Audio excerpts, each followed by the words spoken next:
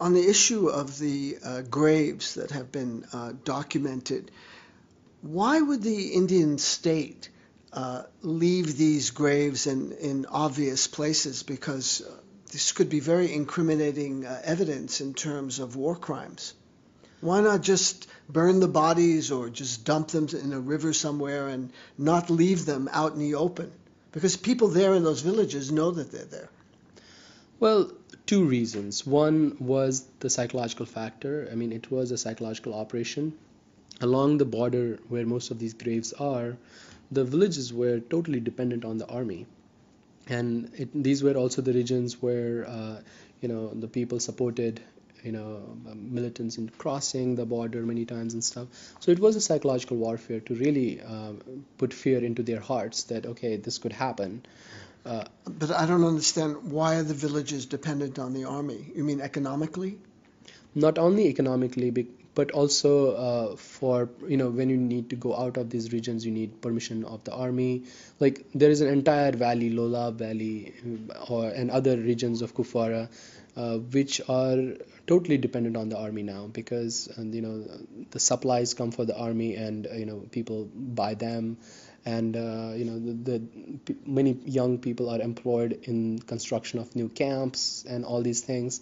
So yes, army became sort of an employer in a certain sense. So it was a fostered dependence that was there.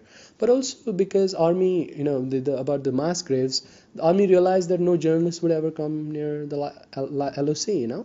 I mean, for many years it was a no-go zone. So they didn't fear that somebody might discover them one day. India has been using deportation to silence dissent. A very well-known journalist and human rights activist and Indian national, Gautam Nolaka, was refused entry into Srinagar airport. There's the case of Richard Shapiro in November of 2010, who was denied entry at Indira Gandhi International Airport.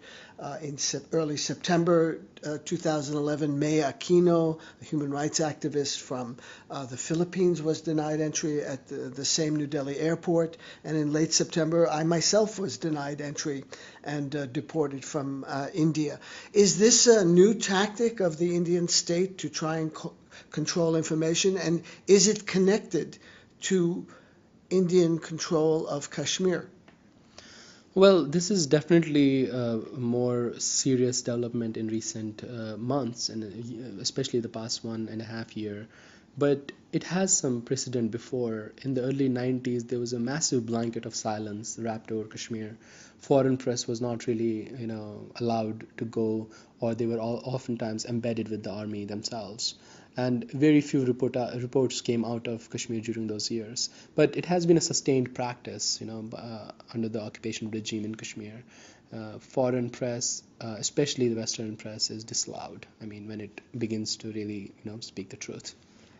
A journalist told me that he had learned from other journalists that they were warned by the Indian government that their visas would be irrevocably revoked if they reported on Kashmir. So this is a huge intimidation campaign going on.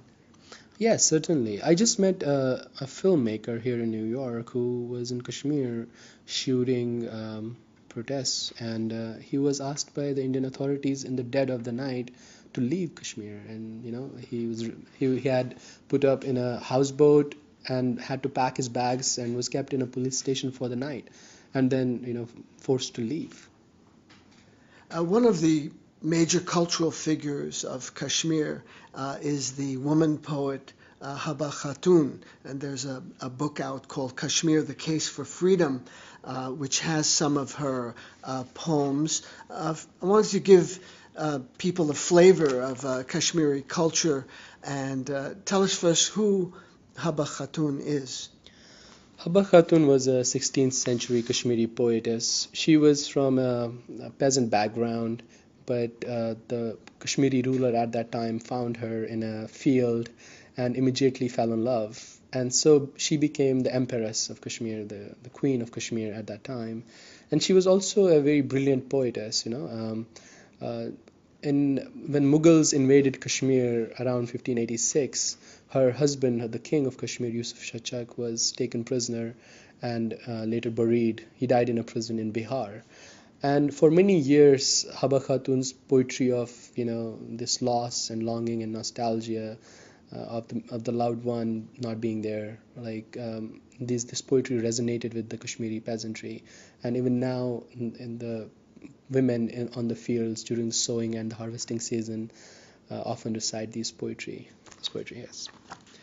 So I'm going to read two poems by Haba Khatun. One is called Haba Khatun. It goes like this. I left my home for play, nor yet again returned, although the day sank in the west. The name I made is hailed on lips of men, Haba Khatun. Though veiled, I found no rest. Through crowds I found my way. From forests then the sages came when day sank in the west. And this other poem is called Lull of the Lonely Pine. Lull means love, and also longing. Lol in Kashmiri. Lol is a Kashmiri word. It means love and also the longing, or the longing for the loved one.